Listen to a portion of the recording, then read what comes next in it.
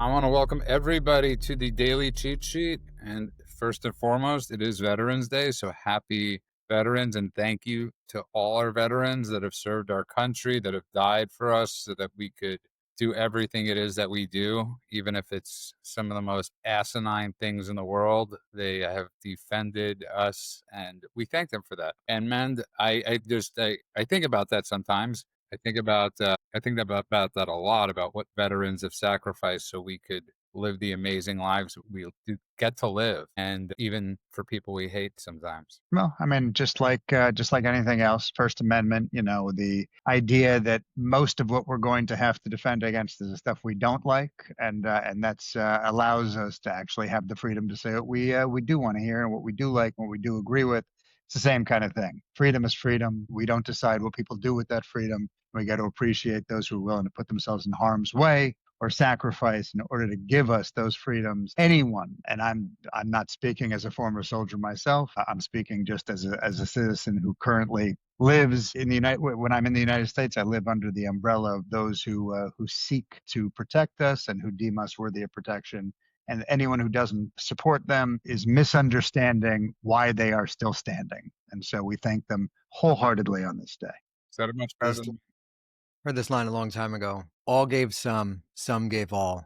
We thank those who sacrificed on behalf of our freedoms. brilliantly said, both of you. And President Trump wants to change the name to Victory Day. I guess in France that's what they call World War II, but he wants to change World War One to Victory Day, and I believe World War II to Victory Day. So we will see how that goes.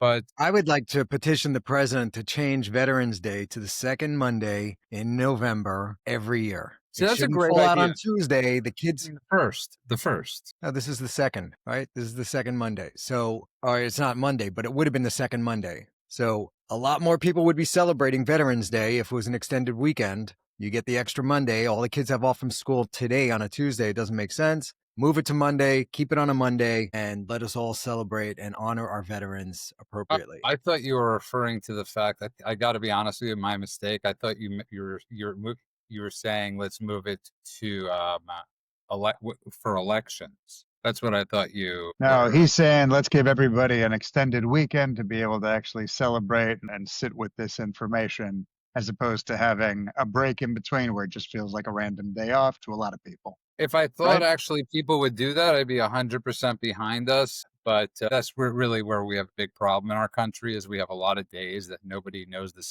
that all the symbolism for it has become drinking or barbecuing or whatever it is go on. So, but it's not a bad idea, man. It is a bit bizarre that it lands on a Tuesday and you're wondering, do I have to put money in the meter today? Is the mail coming? It should be known as one of those days. You're 100% correct. Good on you. Let's move on a little bit. Go on yesterday at the White House. I really don't know what to make of what's going on. I can't. I don't know what to make. But when you have a former Al-Qaeda leader at the White House who last year had a $10 million bounty on his head, and while you were gone, I brought up the movie Air with Men. You might have been here too when I brought it up. There was that great scene in it where Matt Damon is talking to the agent, blanking on his name, and he says and the agent, Michael Jordan's supposed to have a meeting with Adidas, and he's like, you realize he's a Nazi. His name was Adolf. And the agent says, everybody has a past. And Matt Damon says, well, everybody has a past, and then some of us are Nazis. And yesterday, President Trump said, well, he has a rough past. And all I could think of when he said that was, a lot of us have rough pasts. They didn't include being ISIS members or members of Al-Qaeda. Go on. Yeah, first of all, you're talking about the wonderful actor Chris Messina, a man who I know personally and love, playing the agent there in Air. Yeah, I personally think, and I'm not alone because I have read now many op-eds that agree with me on this, but I've been saying this since the day it happened. One of the biggest mistakes, and everybody makes mistakes, so I'm not going to pretend like this is one of the few or something like that. But to me, one of the biggest mistakes that Trump has made since he's been in office is embracing this guy. You're talking, if I'm not mistaken, about Abu Muhammad Al-Julani, right? The now rebranded as no, I'm referring to Laura Loomer. Of course, Laura Loomer. By the way, quick side note, Laura Loomer had a tweet that my friends and I were really patting her metaphorically on the back for, where she said she was visiting Israel and she was walking the border between Israel and Syria. And she said now more than ever, she is 100% convinced that America should stop sending all aid to Israel and Israel should stop accepting all aid from America. And by doubling up on that, by letting us know that both sides need to stop doing this, it made a very big statement. And I think she's 100% right. Mend and I have, and you have been having this conversation over and over again. So Laura Loomer, good on you. But no, you're speaking about Julani or Al-Julani, and this guy is a terrorist who used to behead people, and it's very strange. Look, I know that throughout the history of the world, I can point to, and we've done it a couple of times on our show, I can point to different world leaders that started off as dictators, who started off as bloodthirsty animals. I'm always reminded of the movie that inspired the Martin Scorsese film, The Departed, a movie called Infernal Affairs, where you're watching the Hong Kong version of Matt Damon, who is just the biggest bastard in the world. He's murdering everybody. He's killing everybody. He's no remorse, no morals. And then at the very end of the movie, you realize he's going to go on, unlike in the American remake, he's going to go on and he's probably going to run the government. And the chilling part of that movie, the part that makes it so profound, is you realize he's going to be no less or more corrupt than any other politician in the business. So here you have something where you could say, well, everybody has a past, as you said, but some of them are Nazis. I'm quoting some Trump. of them are terrorists. No, I understand that. I'm saying, as you are quoting Trump, it's insane, though, to think that this guy is not that far removed. It's not, what did he put on a suit? It's not that suddenly everything that he used to be, he has renounced, and now he has decided to become this first world leader. He is still the same jihadi. He is still the same terrorist. He's just wearing a suit, and he's doing it while shaking hands with world leaders. This, to me, is one of the biggest blunders within the Trump second administration. And Yes, there's a great meme going around of Al-Julani in his suit and tie. And beside that is a picture of him holding two decapitated heads of people he chopped their heads off. As world leaders do. Yeah, this is the guy that the West is embracing. So, I mean, there's a couple of ways to look at this. One is you could say the cast of characters coming out of Syria is so bad that he's the best that they could come up with. That's very good. Right? Because if this is the guy that we're saying, all right, he's the one that's going to bring peace, the former ISIS Cream guy who chopped always people's heads rises off. to the top. So, I don't know what's going on behind the scenes, what the calculations are here. It seems like there's a couple of different power bases vying for influence in Syria.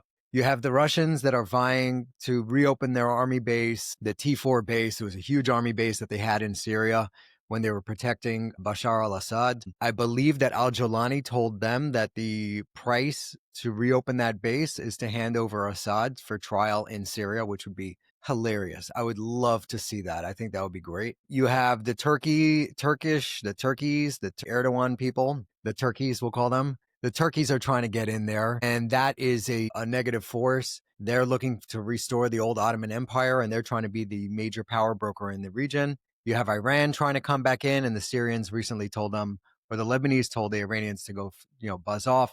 The Syrians, I believe, told Iran they're also not welcome. So by that calculus, it does seem like it would make sense. If you're just looking at that and you're not looking at this guy's past, it would make sense for the U.S. to prop this guy up who wants to align himself with the West. He wants to align himself with Saudi Arabia and the UAE. And hopefully he does not want to have anything to do with Iran or Turkey or the Russians for that part. So can I interrupt you for 1 second? I don't think people's problem, man, is necessarily him getting propped up, because we do that all the time. I think people's problem is the image of him at the White House. I think that's the part that people have a hard time getting past, man. Well, I think that what's going on is I heard that there are 700 jihadis. So let's just take a look at what's going on here. This guy came to power. He was backed by Turkey and Qatar and a couple of other regional players. He came to power. His army is comprised of jihadis from all over the Middle East and China, the Uyghurs from China, and he's got guys from that former Russian republic that's Muslim, the Chechnya. He has a lot of Chechens. So these foreign jihadis that he then broke off from ISIS. Then he fought against ISIS. ISIS has tried to kill him twice in Syria. These jihadi fighters are basically bloodthirsty lunatics, and he doesn't really have great grip over his own men. And we see that because they're slaughtering all kinds of minorities in Syria. Supposedly, there's 600 of them that have been arrested for these slaughters, but they're not advertising it in Syria because that would go against his base. He's telling the West, look, I am taking action against these guys. I have 600 or 700 of them under arrest already. They're going to face trial for the crimes that they did. I'm going to clean it up. We need more time, but we are taking action. I'm sure behind the scenes, he's actually producing some evidence that backs up his statements. So if you're just looking at it in a forward-looking lens, how to get, the years coming to be peaceful and prosperous, he might be the guy. He may also go back to being, a beheading jihadi at any minute. I think my biggest fear with this Golan is that it makes Trump look bad, because I understand the 100% about what Mend is saying. Can I add, not only does it make Trump look bad, but after the meeting at the White House, the same dude that's being propped up as a reformed guy, walked out, and the first thing he said was, by the way, not going to have a conversation about the Golan Heights. Those are going to belong to Syria. He said all this stuff that, well, doesn't that totally negate Trump's recognition in 2019? Another thing that made him look foolish. So basically, it's like he's shaking hands and then turns around and does what these Islamists always do when they're playing the tequila long game, except he did it immediately after the meeting. He didn't even wait to say, can you believe, remember when Arafat would give speeches in English and he would be like, peace, really important. We're going to do some peacey stuff. And then he would say in Arabic, he'd be like, guys, there's no peace. You know what I'm saying? So he didn't even wait a second. He walked out of the meeting and then was like, by the way, that thing that he likes, the Israeli sovereignty over the Golan Heights, no, that's not going to happen. Immediately making him look like, I don't trust him. I'm not dealing with this guy. He's given me the White House. He's given me the photo up, and I'm making him look like a schmuck. So it undermines him on a lot of different levels. That reminds me of, that chant that they love saying, from the river to the sea, Palestine will be free. But in Arabic, it's from the river to the sea, Palestine will be Arab. Correct. Judenrein. Get rid of all the Jews. That's why I love talking foreign policy with both of you guys, because both of you are probably these two of the, some of the smartest people I know when it comes to talking about this stuff. And Golan brought up the point of what Laura Loomer brought up, of what you've been bringing up. But the thing that Golan forgot to mention was, she said, give up the $3.8 billion a year in aid, and then charge America the $48 billion for what you're actually for what's actually going on. So for people to understand that's exactly what I've been saying. No, I know, but she actually it would be bad for America, but it would be great for the American-Israel alliance. So it would be bad for us because we'd be paying more for stuff because we get a lot of free stuff out of Israel. But these woke idiots these days don't know that, and they have no idea what that entails. I remember when Britain decided to recognize Palestine, there was a rumor going around that Israel would stop sharing intelligence with Britain. And same thing with Spain. And they haven't done that, but they should. They absolutely should. Let those jihadis go about doing their thing. Don't interfere. Let whatever happens, happens. You want to take some asinine stance and back the bloodthirsty militants? No problem.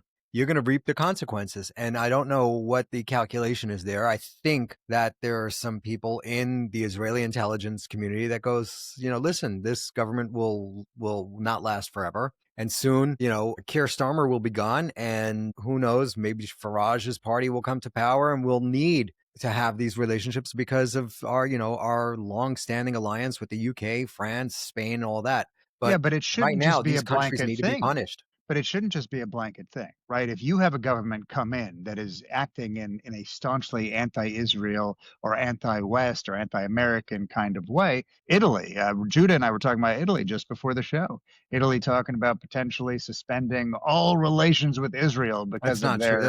That's a rumor. I don't think that's true. It's a rumor, but you know what? It's a rumor that has basis in fact. because if you listen to Dan Senor's podcast where he interviewed the guy from Italy talking about the history of Italy, talking about what Italy is currently doing today. I'm here in Spain. I'm watching it happen here too. It's all throughout Europe Well, where that's the the people. government, but no, I'm talking about the government. Because here, this is my point actually. I go to the government office here, and they have a sign up with the official symbol of Barcelona, the official symbol of Spain, that says Israel genocide. There is stuff literally. It's been destroyed because I walk around the city cutting this stuff down with a machete. But there are literally signs up that are like, today's XYZ government affair is going to be canceled because in solidarity with the Gazan people over Israeli genocide. Like, these are official signs with official, come and get me, by the way, Pedro. And so all of this stuff is happening at a governmental level. So if we have governments that are acting that way, why would we share intelligence? Why wouldn't we say, you know what? Good luck. You don't want it? You don't got it. And Hey, I let agree with the you. I chips think it's fall only where they getting may. worse. If the If you government think- changes and morality and logic and humanity is restored, great. Then we can start to share again. Until then, everyone can go F themselves as far as I'm concerned. The West got outplayed by Qatar in this chess game of ideological subversion. The West got way outplayed by a combination of Qatar, Russia, and China, and throw in Iran too. But these countries wanted to screw us up, and they've succeeded. And the proof is that the idiots in New York just elected Mamdani. And if you think we're going in the right direction, if you think this is going to get any better, you're wrong. There's an entire generation of kids growing up today that believe that the worst thing in this world is a little democratic country called Israel, and they know nothing about the atrocities going on in Darfur. I just saw a report this morning that they think in the last 2 weeks, more people have been killed in, I don't think it was Chad, it was a little African nation, in an actual genocide. In 2025, the U.S. labeled that country a genocide. And an the UN actual genocide. An actual genocide. Yeah. In the last 2 weeks, there's been a mass casualty event. Over 40,000 people killed. And not a word, not a protest, these people today just don't know. And they don't know because Qatar funded this misinformation campaign along with China, Russia. This is exactly in line with what we're talking about in terms of government saying we will or we won't share intelligence, right? What you're talking about now is you're saying there are countries that are experiencing a genocide and government officials won't mention it while they will mention a fake genocide. That is a clear sign of corruption. The United Kingdom today announced they are going to actually suspend intelligence sharing, some of the intelligence sharing, with the United States of America. Okay? These are things that are actually happening. And these things are not happening because of a moral stance or because of some long-standing policy. They're happening because of corruption, pure and simple. And so if we see this happening, I think America, I think Israel, I think all of the countries that actually provide the intelligence that keeps this world safe, keep it close to the vest, let them all experience what they're going to experience, and maybe they'll realize why they needed to sack up to begin with. You know what? I got to be honest, though. What I think is extremely important about this is you could actually have conversations about this without screaming at each other. And we could have conversations about the president and what we thought about yesterday without screaming, and just actually have thoughts about it and ask questions about it. And I think, again, with Veterans Day, that's the point. Point isn't to go and assassinate somebody. The point is that we could actually have conversations about this. And I think about that. Just think about that for a second. And but I want to ask you both a question, because Israel right now, with you got 200 terrorists in a tunnel,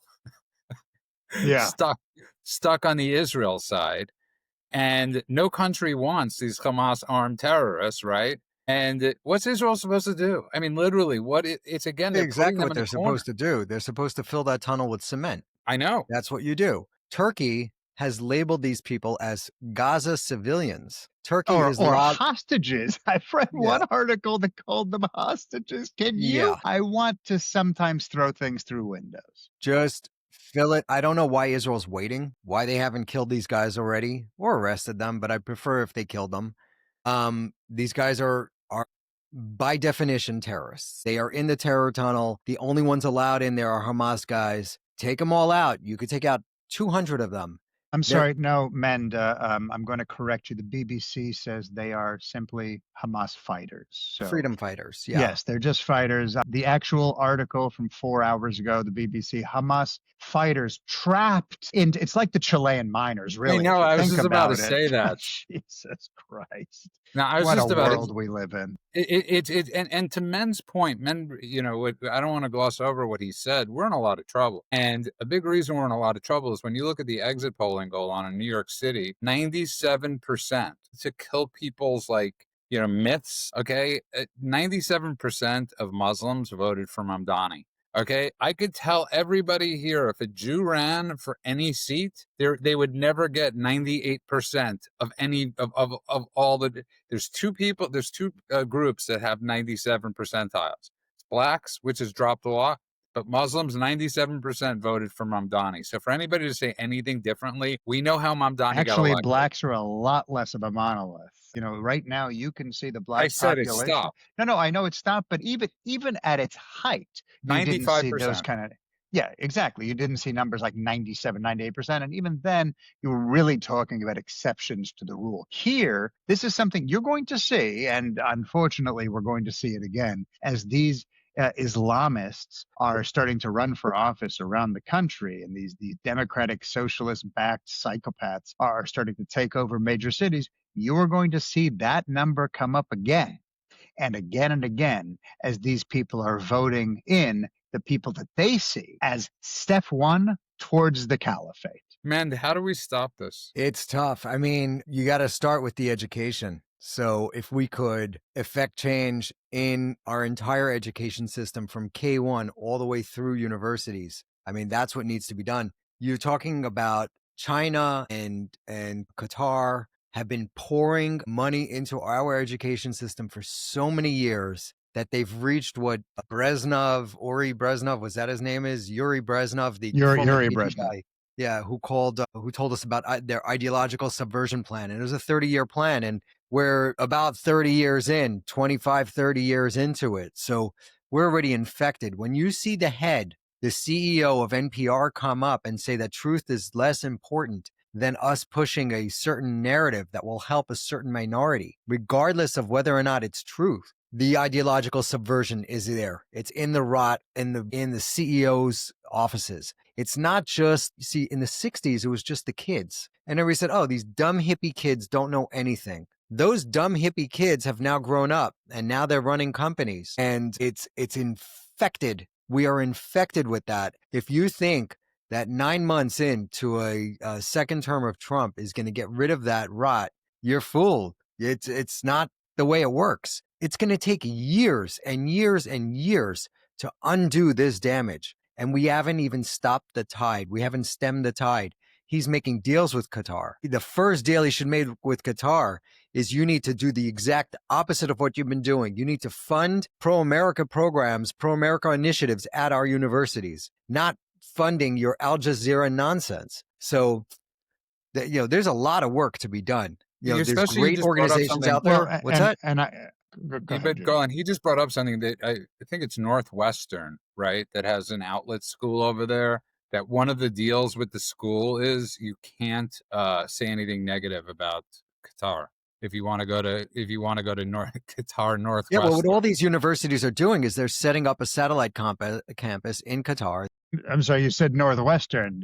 Texas A&M has one over there. Virginia No. What I'm saying, what I'm saying though is Northwestern. The was reported that the students that is correct. But by the way, all of them across the board have to sign one version of that or another. That's just the one that was publicized. I could give you line after line after line of these American universities that have branches over there in Doha. Do you really think that the Texas A&M University at Qatar, they're allowed to go ahead and badmouth the Qatari leadership?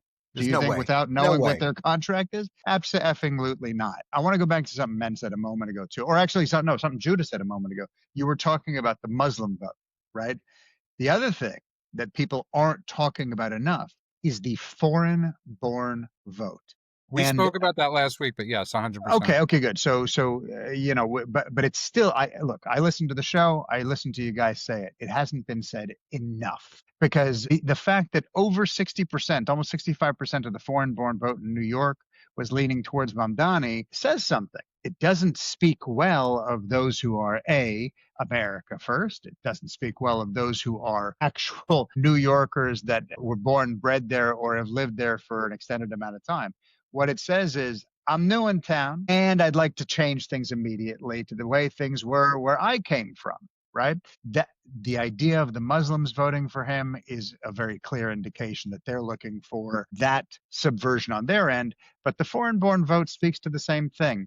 Now, to what Men said a moment ago, you weren't talking about Yuri Brezhnev. You were talking about Yuri Bezmenov. Yuri Bezmenov. And I know we've spoken about it before, but I want to bring it up again because just in case anyone didn't hear any of our previous shows, I want you to know what this is. This is the former KGB agent who said this is how communist regimes subvert and control democratic countries without firing a shot. Right? Very, very briefly, but it's important for you to hear because Men was talking about years and years and years and years and years. The theory is 15 to 20 years of demoralization has to happen in order for a democratic country to fall, right? It makes everyone morally confused. It makes everyone intellectually numb. It makes everyone spiritually hollowed out. Notice what that means. You screw with the church. You screw with what are girls and boys. You screw with what's right and wrong. You screw with who's the oppressed and the oppressor. All the stuff that's currently happening. This is over the last 15 to 20 years. So to reverse all that takes more than 15 to 20 years. It's like gaining weight. I can eat a bunch of pizzas. I'm fat tomorrow. To lose that weight, it's going to take me years. So if it's 15 to 20 years to implement it, imagine it might even be hundreds of years to take that out of the state. But once the demoralization, the 15, 20 years is over, then you're in destabilization. That one's short, 2 to 5 years. That's when you watch the economy and law enforcement become the enemy. Hint, hint, everybody paying attention. Law enforcement becoming the enemy. Foreign policy becoming chaotic and confused. Again, another thing, what's America first? What's America only? All of that stuff. It's the same stuff that's happening right now. And unfortunately, step 3 takes 6 weeks or less. That's crisis, and that's when everything falls. And that's when, whether it's the caliphate, whether it's the communist regime gets to take over, that's what Mend is referring to. We have so much work to do. Now, we don't have hundreds of years to reverse all of this, which means we have to turbocharge this. And I don't know what that looks like yet, Judah. But in answer to your question, how do we stop this? How do we fix this? It's got to be something severe. I'm not saying it's time for the Crusades, but it's time for the Crusades. Yeah, 100%. And both of you have brought up ideas of, especially Men, the foreign-born people serving in the House. I think there are certain things that we're going to have to start looking at. I've brought up. Listen, we have some yesterday. Other than that jackass Rand Paul, all Republican senators got in line. John Thune and Mike Johnson have done tremendous jobs. They really have. Everybody loves to bag on these people, call them rhinos, call them this and that, but they've gotten the big, beautiful bill passed, and they did not cower with the shutdown. There are a lot of really good senators out there, guys, that will never become president. And I've brought this up. You have guys like Josh Hawley, you have Tim Scott, you have Tom Cotton, you have a bunch of these people. It's time for them to bring back, without a doubt in my mind, Joe McCarthy style hearings in the House, in the Senate, of un-American activities that are going on, because there are a lot of un-American activities going on in this country right now, including groups like Antifa. And people thought we wouldn't be able to stomach ICE, but ICE has been stomached. It hasn't hurt Trump at all. It's time to bring that back. And I can't think of somebody better than a Tom Cotton to lead the way, or a Mike Lee to lead the way, and get this scourge out of our country right now, because it is, as you both said, rotting us away. Yeah, I think that's 100% correct. And look, when a system is broken and it's being deliberately broken by someone who, again, as I mentioned yesterday, throwing a tantrum, they didn't like the laws that were passed. They didn't like what actually the people voted for, right? I mean, it's always amazing to me how often we get No King's Day and how often we get our democracy is in danger and all of that. when really, whether they like it or not, and whether even if it's good or not, okay, I'm not even stating the morality of it. I'm not even stating the quality of it. I am saying the people have spoken. They voted. It was democratically chosen and selected and everything else, and it was passed. And now they're saying, no, we don't agree, and we're going to hold everybody hostage until we get our way. Just a big tantrum. So when the system is broken deliberately in that way, the only way to fix it is through force. And so I appreciate the way it's being done right now, and I think you're absolutely right. There are people there who may have to step in a certain way that's going to prevent them from having a future, but they weren't going to have a future anyway. So this is where they get to shine. This is their moment. We're talking about Rand Paul and the government shutdown. Yeah, he voted against it. We're talking about Rand Paul, but we're talking about all of these guys. Yeah, but you're saying the people how voted they're functioning for it, with but that's what threw me off, because I wasn't sure what the people voted for. No, what I was talking about was the whole shutdown period is predicated on the fact that basically the Democrats have decided they didn't like what laws were passed. It's not that something happened and they were like, oh, we see something coming down the pike and we have to stop it, and this is our way of stopping it. They basically said the stuff that was in the big beautiful bill, I'm oversimplifying, but this is essentially what it was. The stuff that was in the big beautiful bill, we disagree with it. Okay, tough shit. It was passed. Yeah, no, it's law now. I get that. And so the fact that you're holding everyone hostage by shutting the government down until you reverse the laws that were passed democratically? It's also worth noting that this is not the end of the disagreement. This is just a continuing resolution. It's just buying us another month or two of negotiating time. So Democrats are angry because some Democrats caved to open the government, to pay the military, to pay our air traffic controllers, to pay, the economy was going to get smashed going into Thanksgiving weekend with no travel. I mean, if everybody... the Democrats wanted. Okay. And of course, I'm not saying that because I'm trying to vilify. They specifically wanted the win of something being placed at Trump's doorstep where they were able to say the largest and most important travel day of the year was destroyed by the Trump administration. Already they have 9,000 flights being canceled, thousands more being delayed, or whatever the crazy numbers are. They knew they had to do something about it. And the Democrats were the reason why Schumer is getting so much hate right now. I mean, even from the Obama wing of the party, they're saying he's finished. He's not going to be the leader anymore. Why? Because he didn't allow everybody to suffer longer in order to make Trump look bad. That's the disgusting that is part what it is. of this whole thing. It is what it is. Well, I'm glad that the continuing resolution does look like it's going to open everything up. And I don't know what's going on with the Rand Paul demands, but it had to do with weed. Hemp. Hemp. Yeah, The hemp industry are one of his biggest supporters. Yes, exactly. And there was a bill in there that he did not like about hemp. So there you are. Want to move on though a little bit. I don't know if you guys saw what happened at Berkeley with Antifa. They arrested. You're talking about the TPUSA riot? At the TPUSA event. Yeah. And for the life of me, I don't even know, Golan, right now, how they are letting people in.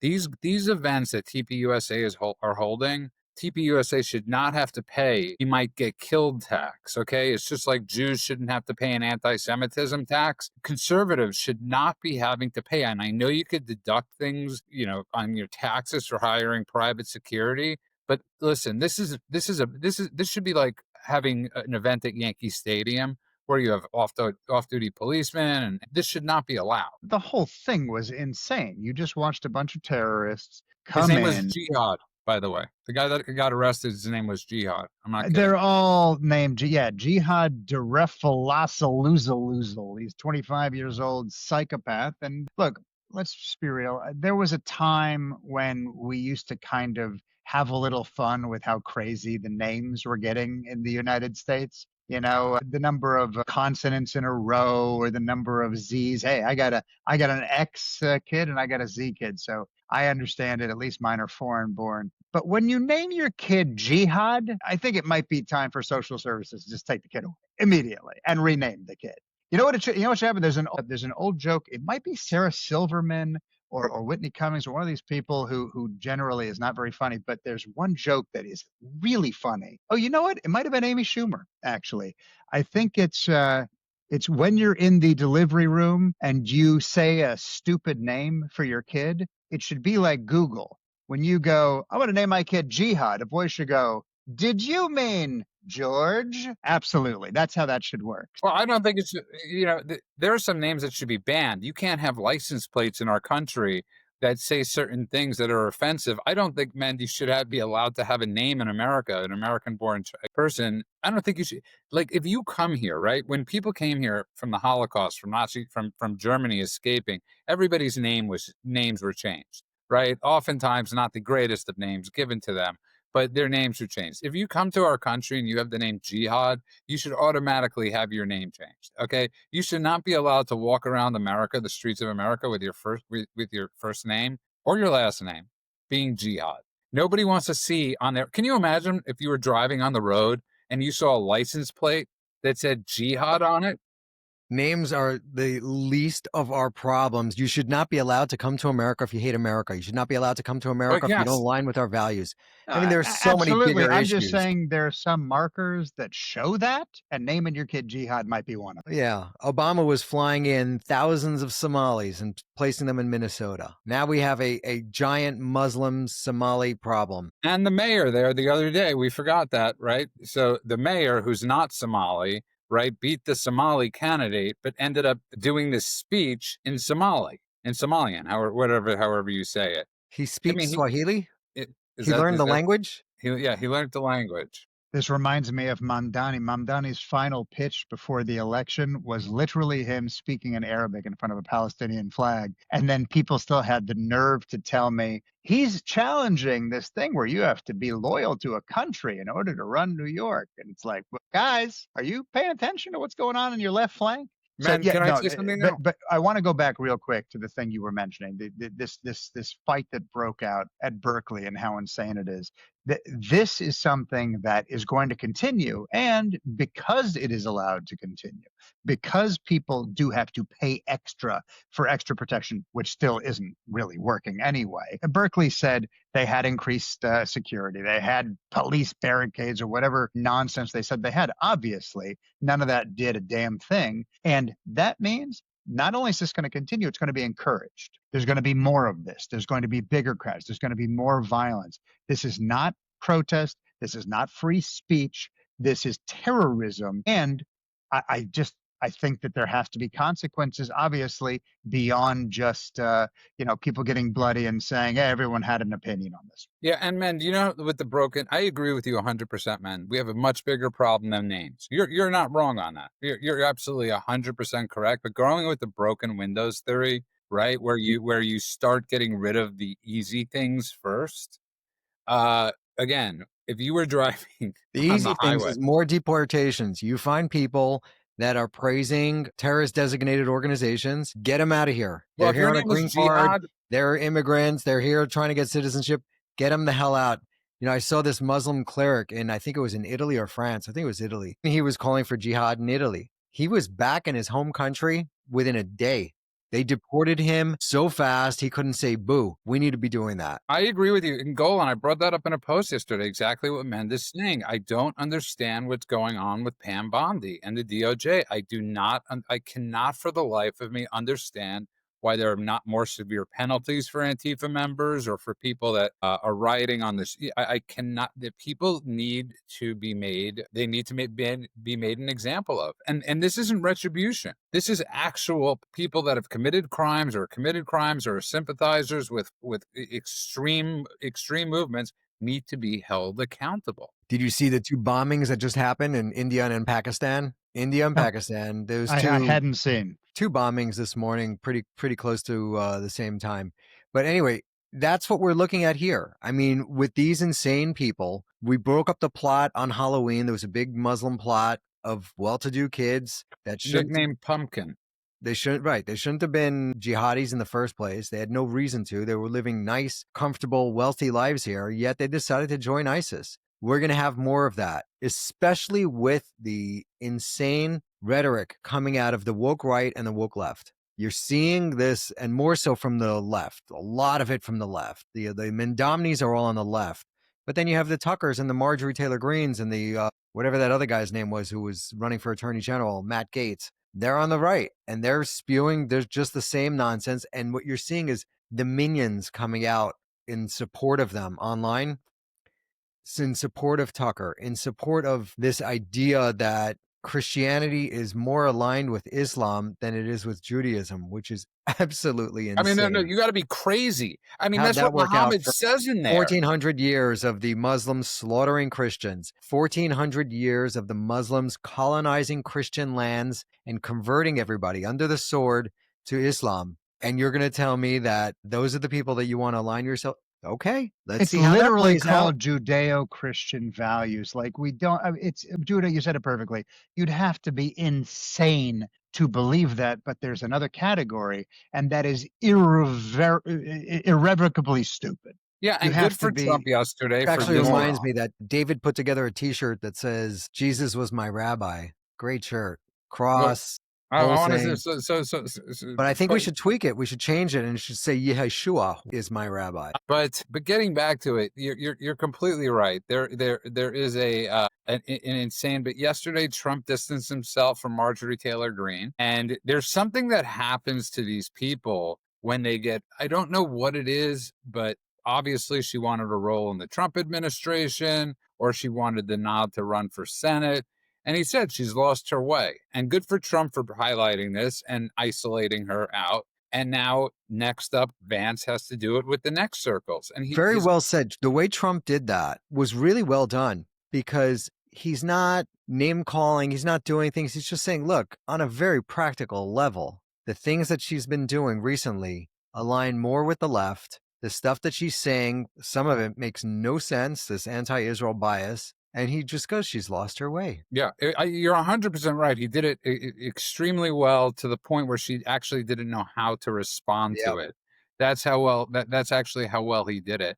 But go on. This is to By the way, bigger... I just want to point out real quick that Trump said that, and we agree with him, and it's nice that he said so. But even the people on the other side, the people who love to lap up her bullshit, MTG I'm talking about, she's basking in this liberal glory, suddenly getting hand jobs on The View and everything else. Even Alexandria Ocasio-Cortez said, this is all nonsense. Even the people over there who are supposed to be letting her lie her way through this those two ideological flip, well, they can hate each other all they want. But if AOC represents the wing that she is cozying up to, that MTG is cozying up to, and she's saying, this is just Trump squashed her personal ambition. She said she wanted a role within the administration. She didn't get it. Now she's on a revenge tour. It's so obvious that either she is trying to hurt the people who didn't let her in, or she's paid. I happen to think she's paid because I don't think she's smart enough to come up with the other thing. But the idea that everything has suddenly flipped, all of it, anyone who buys it is they're not stupid.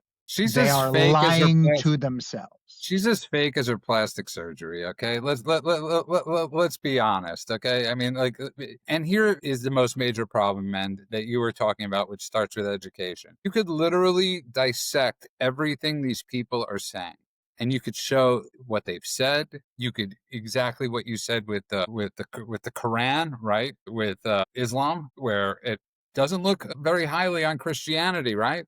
Doesn't look very highly on Judaism in there.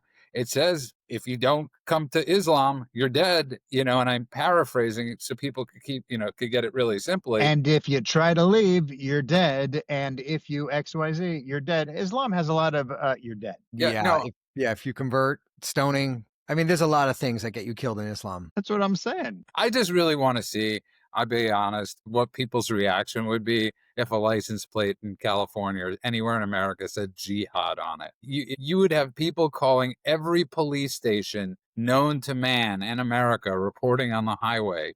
You see somebody driving with a license plate saying jihad. Okay, there are a lot of names in our country that have been banned. We have to have McCarthy-style hearings in our country right now. Go on, there's a lot of talk about them dumping Schumer. I mean, this guy is going to be 78 when he runs again in 2028. He's going to be 78 years old. And this is when I think of term limits, right? At a certain point, it's like it's extremely it's like I waver on the term limits thing because I look at a guy like Grassley, but Grassley's the exception to the rule. We have to go by the rule But I think there of are always exceptions to the rule. yeah. I mean, look, if you compare Biden and Trump, these are two guys that are both up there in age, but one obviously has his faculties and one was filling his diapers. So it's not about age, but I think at a certain point we have to say it is time for some new blood, and that doesn't mean there aren't great leaders. But Trump right now as president is doing a spectacular job, of course. But what if he had found someone else? What if he had been the kingmaker and he had found someone young who was going to have an even longer tail? And he had groomed them in a way to put them in the White House. Not only the J.D. Vance of the world, I mean someone who actually had a little bit of foreign policy experience, something that they could build upon, but weren't quite ready without the push, right? And you take someone like that and you're able to pass the torch in a way where Trump is still able to be an advisor, still able to be an important part of the process, but isn't necessarily the guy in the front. In this case, it worked out great. But what if we had those term limits, or what if we had age limits, or any of these things, where we were able to say it's time for us to continue to cycle, because that way the bench never gets stayed, never gets boring, never gets empty, which does happen on both sides of the aisle, and it gets scary sometimes when you're like, oh my God, who's next? Is it real? Like, we didn't know Rubio was going to turn into superhero Rubio. He turned out to be great. But what was J.D. Vance our only guy on the bench at that point? So I would have liked the idea of us continuing to have this kind of field team, this AAA ball team that we were able to draw from and build up, instead of always having the 80-year-old be the guy in office. Yeah, I listen. I agree with you 100%, man. What are your thoughts on that? You look like did you get enough sleep last night? We were up super, super duper early for the gym session and went to sleep really late last night because we had jujitsu, and here we are. Yeah, you look. I mean, you're. Here's a problem with term limits. I'll just jump in really quick before we talk about Speaking my of sleep term habit. limits, all right, go ahead. I think presidential term limits are too short, and I think for Congress and Senate, it's too long. If you have a president who can serve for 8 years, then maybe he needs to get out of the way for 4 years for one term, and then he should be able to run again. We've had a lot of very highly qualified presidents. Let's think about it. Well, we didn't change it until the late 30s. Remember that? Early 40s. Yeah, because was it FDR? FDR was what, 3 terms? Yes, I think at least. Yeah, he would have kept on going. You get into office, it takes you Trump this time started off really quick. Biden and his team started off really quick too, but they had a whole team in place that knew exactly what they wanted to do. They had an agenda. He wasn't doing anything. But usually, on average, the president gets in and it takes him about 6 months to get his bearings. And then he's already in campaign mode for re-election, right? So the first term is just a mess. Not much getting done. Second term, you get your stride and you're out of there. You're done. So I think they should amend the presidential term limits and get rid of some of these old hags that just keep on winning every single time. And they're so out of touch with what's actually going on. So and just I also for the think record, there should by be the way, a minimum age. just for the record, by A the way, bartender from Queens should not be allowed to just. well, there is a minimum age for president. Not for president. What? Sorry? I think for Congress. But yeah, I don't disagree with you necessarily. But just so you know, it was ratified in 1952, the term limits. FDR served 12 years. So it wasn't that long ago. I agree with you, by the way, with the presidential thing. But on the side note of that, you would have had Clinton in for about 20 years, and you would have had Obama in for 20 years. And that's what I was going to say, is you get someone in there who is either really smooth or has somehow ideologically captured, or like what happened with Obama, where people were just afraid to criticize for fear of whatever, being called racist or whatever it is. And so they just stick around and they continue to dig away and change things. Look, Biden wasn't in office that long, but Biden in office for as long as he was enough to fundamentally F the country up so badly that we are still suffering the consequences of it. It wasn't just a slow build. His decisions, the way he handled the Middle East, the way he handled the border, the way he handled a lot of things, whether it was him or his handlers or whatever, the idea of, imagine if they had been able to prop him up and continue weekend at burning him into another term and another, because it seemed like everything was going okay, or whatever they could convince the world of. How dangerous would that be? The idea of, even if things are working, cutting it off, I think there is something to it. And by the way, there are age limits in the House and Senate too. And by the way, FDR, I was correct. He did serve 4 terms. So, there you are. I don't think, man, there's, I think, getting back to what you said, but let's focus on the prize. And the prize right now is the radicalization in our country and what we're witnessing. I think, getting back to that. And I'm extremely disturbed by Pam Bondi not giving ICE officers more protections. We have to get into these cities and get the illegals out as quickly as possible. I do think we have to have House select committees that are dealing with the radicalization problem in our country right now. I don't think these are crazy things to think about. If you do not believe in American ideals and values and you're not born here, get the F out. Okay? You failed your exam.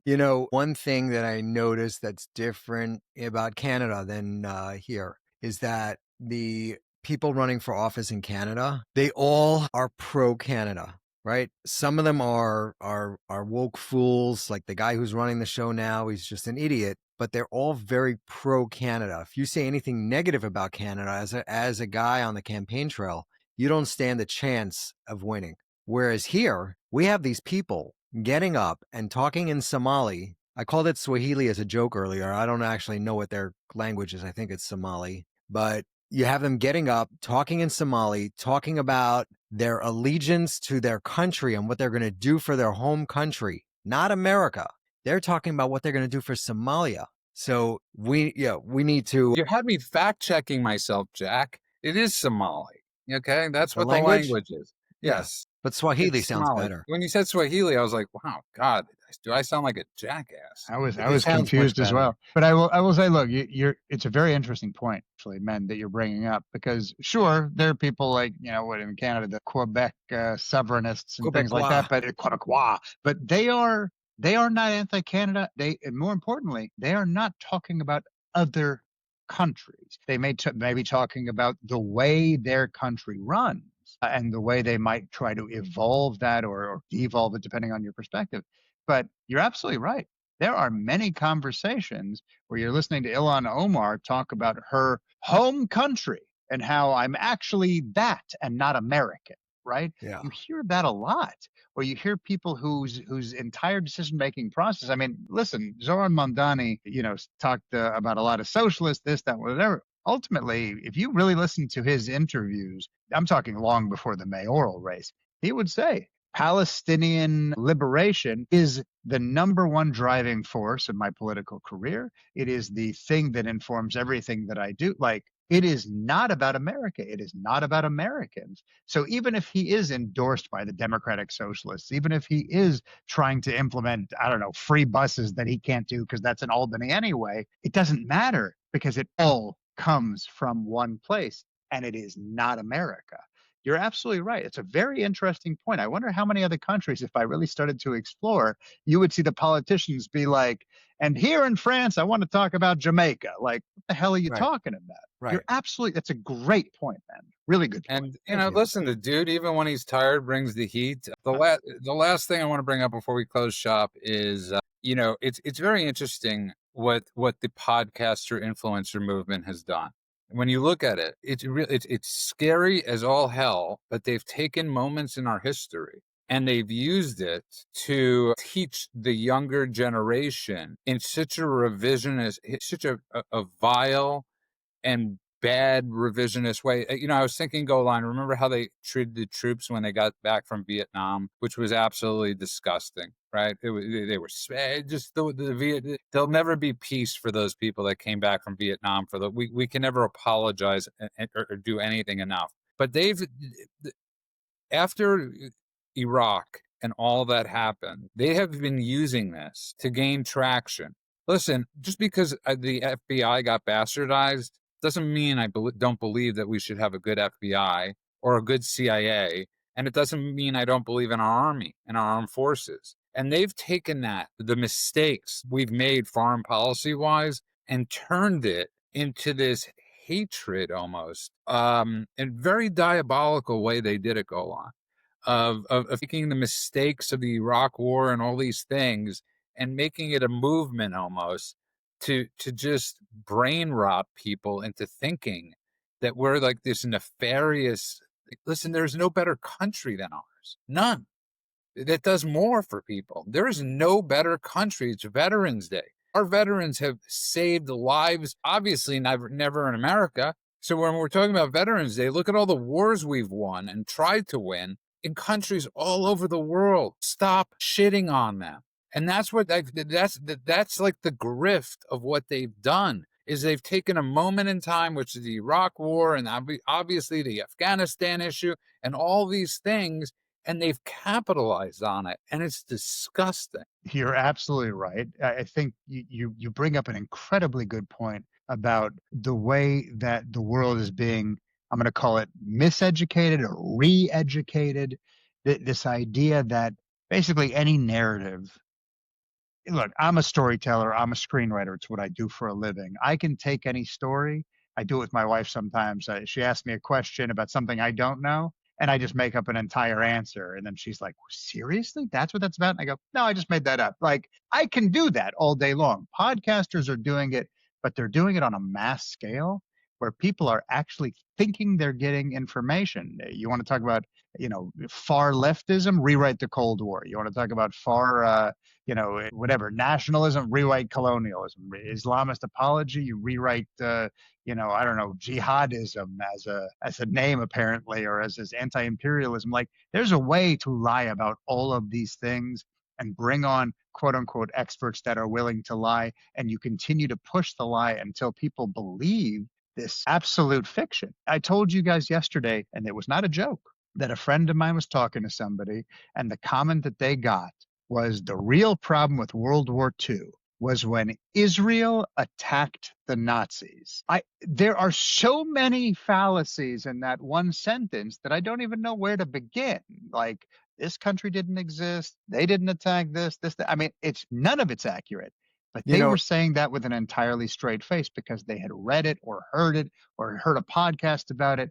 That is a scary thing. It goes back to what we were saying earlier, is that it used to be in the 60s, it was just the dumb hippies and they were the counterculture. And now those guys are the leaders. So you have guys like Bill de Blasio running New York City, making absolute terrible policies for the biggest, city in our country. We have idiots that have grown up, indoctrinated, they believe this nonsense, and now they're becoming, the captains of industry, the leaders of cities, and eventually they're going to be running the government. Truth and reality and history does not matter to their ideological view. Facts don't matter. You're 100% correct. I keep on saying this. Facts don't matter. You could look at every post when I post something and somebody said, well, if he said that, and I'm like, it's not if somebody said something, they actually said this thing. It's like the right's version of it's your truth is if they actually said it. And I'm like thinking to myself, well, if they actually said it, no, we have recordings. You could go down every list. So yeah, man, I don't know how we get past this. But that's for another day. I want to thank both of you. I think my favorite meme of the day is from the Babylon Bee. It's Tucker sitting across from Bigfoot, and it says latest Tucker guest, Bigfoot reveals how mind-controlling chemtrails are sprayed over the flat Earth by the Jews. Oh, it's great. Absolutely. But you know what? Can I say something? This is what has to start happening. Tucker has to become like the National Enquirer. And that's almost like the people that are spreading these horrific myths. I'm not talking about chemtrails, even though not my thing. But go on, these people have to be they have to be made as the butt of a joke. It has to be Tucker. Yeah, no, absolutely. And, the more people call him Mend, I use it all the time. I got it from you. Now I see it all over the place. Tucker Carlson. The more I see the guy on TikTok doing his Tucker with the wig and all of that, I want to see more and more and more of it. I want to see everybody pointing out what an absolute psychopath nut bar this guy is and how every guest he brings on is a lunatic. Absolutely. Shine a light on it. Make him a joke. The more we laugh at these people, the less power they have. As we're As we're closing up, I have to ask Mend the question, because Mend is like, I'm going to ask you this question because you're very big into the simple explanations, which I agree with 100%. Like once you get where where you have to start explaining, and it takes us Too more than much. you've Yeah. lost, you've completely lost. So online, it's like on X or any of these places, or TikTok or any of these places, it's always like the radicals that have like one line, right? Like where they have one line, right? Where they're like $7,000, right? Like $7,000. That's their response to anybody that defends Israel. Yeah. $7,000. Everybody that's rational has like a paragraph explaining exactly what they're talking about. And the right needs to learn how to condense that paragraph into one line. You have to, when I got sober, I'm going to say this, the biggest gift I had, or I used to, was that I had to be an idiot. I had to learn how to be an idiot. Because I needed to be retaught everything. I needed to be like, I couldn't look at the big book of Alcoholics Anonymous like it was I had to be an idiot. Like, teach me like I'm a child. And that helped. I was, the way people spoke to me, it wasn't being done in a mean way, but I had to be told exactly certain things. And Mend, to your credit, I think that was a brilliant point you brought up. The one who really does it well is President Trump. When someone asks him one of these questions and he just goes, "You're an idiot." Like, he calls them out, which is what needs to be done. You can't sit there. Like, I sent something to a whole bunch of Christian friends that I have, and it was Candace Owen quoting the Quran, and it was a pastor talking about it. And the pastor was saying she's cooked. She's done. You can't call yourself a Christian if you're quoting this book that came, I believe it was 600 years after Christianity, to try to prove anything about Christianity, right? And they go, we need more context. We're like, you can't just. And I was very respectful on that. I said, I just wanted to hear your take, and I did. I wasn't looking to sell them or convince them of anything. I wanted to know what the average person, the average Christian's take on this pastor calling her out. And they're younger. Like, these are not like old fatherly or grandfatherly kind of Christians. These are young, energetic, in shape. Like, these guys have their finger on the pulse. They should know what's up. And that was the take. Their take was, we want to see more, and then we'll give it. I was like, wow, to me, that was very telling. Because when I saw that, I was like, immediately, when she's quoting things from the Quran trying to prove that Jews are bad and Christianity is whatever she was trying to do, I was like, oh, this is just obviously heresy for a Christian to be quoting that other religion that have murdered and slaughtered more Christians throughout history than any other religion on earth. So it was enlightening. It was interesting to hear that. I just So want to go basic- real quick. One thing, Judah, just because I listened to it the other day, and what you just said reminded me of it. The idea that all of the morons can do quick slogans, and all the rational people are like, here's 3 paragraphs explaining everything to you that no one's ever going to read. There is a stand-up comedian, a guy named Dan Ahdoot, Ahdoot. He's the guy who plays Anush on Cobra Kai. And if you go to his Instagram, I think it's like the 5th or 6th one down, he has one of his stand-up routines is called Best Protest Chants. And he literally is talking about how catchy the pro-Palestinian slogans are. And then he does, here's a Jewish version. And it's like a 4-minute single protest chant. It's one of the funniest things I've heard in a long time. He literally drops the mic at the end of it. Highly recommend. Dan Ahdoot, Ahdoot. No, but I thought about that because of Mend, and I think it's a brilliant point. I really do. I think it's like, thinking about it. It takes us an hour to explain. Now, I'm not referring to us, but it takes podcasts of hours long. Even like you listen to Sam Harris talk about the evils of Islam when he shouldn't be. Sam Harris, all he should be doing is saying it's Islam. Okay, it's Islam, and then end of show. I'll talk to you guys tomorrow. Man. I wanted to end it on a good note, and that is that the Olympic Committee has decided to ban trans men who identify as women from competing as women. Did that come out today? Came out today. And That's Babylon great. B, again, had a post that says, the Olympics changed trans policies after watching old Mr. Rogers episodes, because he had this skit where a boy is a boy and a girl is a girl, and you got to be you, whatever it was. You can't change who you are. But Mr. Rogers today would be canceled by the left. Of course. Well, there would be a lot more accusations about him. And anyway, and I just one more thing. We got to give really props to Fetterman. That guy is fearless. I mean, I want a hoodie that says John Fetterman is fearless, going up against Sonny Houston, however you pronounce her name. And I forgot to bring up, Yeah. however, and However. I also forgot to bring up that Tish James' houses. The cops were called to her houses 24 times in Virginia. 24 times the cops were called to her houses. I mean, like, I don't know what more to say about Tish James, but yeah. And getting back to it, good on the Olympics for actually being smart. I mean, man, but you're talking about the same Olympics. It took them years to ban Russians and Germans when we knew that they were on every steroid known to man. So, but good for this. Yeah, and one more thing about Fetterman, you gotta love a guy who doesn't just vote his conscience and doesn't just vote what's right, but when Bernie Sanders and Gavin Newsom both decide to sharpen their knives to come after him, he says, not really interested in what you have to say. I voted the way I was supposed to vote. I defend my vote, and you guys can go suck an egg. And I love that.